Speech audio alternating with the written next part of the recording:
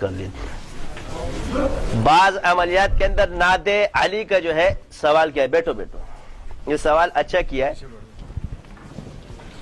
تو نعت علی کا عمل مجربات میں بزرگوں نے لکھا ہے، لیکن اس میں جو نادین علی سے مراد اللہ لوگ ہیں، کیونکہ اللہ کا نام علی ہے، العلی اللہ کا نام ہے۔ اور بعد میں جو حرف ندا میں یا علی یا، تو وہ پڑھ سکتے ہو، وہ حرف ندا ہے، اس میں کوئی، لیکن جو ابتدا والا ہے اگر اس میں اس نے مراد حضرت علی کو لیا تو یہ شرک ہو جائے گا۔ اور ابتدا میں اگر علی سے مراد اللہ کو لیا، یعنی اللہ کا نام بھی علی ہے، تو پھر یہ صحیح ہے۔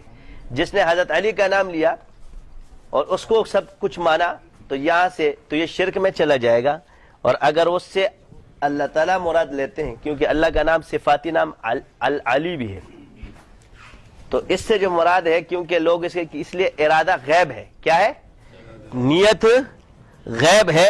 اس لیے ہم ظاہری مسئلہ بیان کر دیتے کہ انما الاعمال بالنیات ہے، تو یہاں پر کیونکہ علی، اللہ کا نام علی تو اب نہیں ہٹا سکتے، تو کیونکہ یہ ایک منتر ہے، کیا ہے؟ دعا ہے، دعائیہ منتر ہے یہ جسے، تو اس میں پہلا نام جو ہے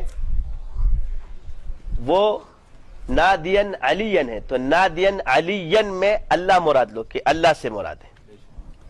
اور پھر بھی جب آیا اینڈ میں کیا تھا؟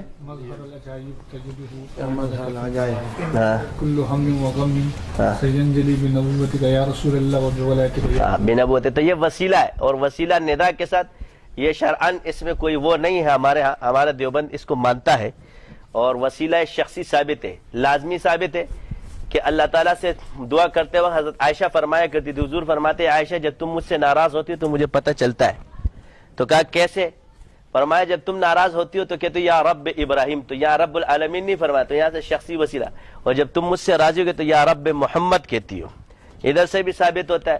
پھر باب المغازی کے اندر عبداللہ ابن زبیر، حضرت زبیر بن عوام کا پورا وہ موجود ہے کہ میرا وہ قرضہ پھر مولا سے مانگنا، تو عبداللہ ابن زبیر کہتے ہیں میں نے پھر 2 رکعت نفل پڑھی، پورا ہوا ہے، تو میں اے زبیر کے مولا، تو یہ کہ یہ مولا اللہ تو اس کا بھی ہے، سب کا ہے، تو کہ اے زبیر کا مولا، تو اس سے بھی وسیلہ شخصی ثابت ہوتا ہے، اور انعمت علیہم سے بھی ثابت ہوتا ہے۔ لہذا یہ اللہ کا امر ہے، تو اس پر کسی کا اشکال نہیں ہو سکتا، ثابت شدہ چیز ہے، اس کو شرک کہنا یہ تو تمہیں صحابہ کو بھی مشرک کہہ دو گے۔ سبحانک اللہم و بحمدک۔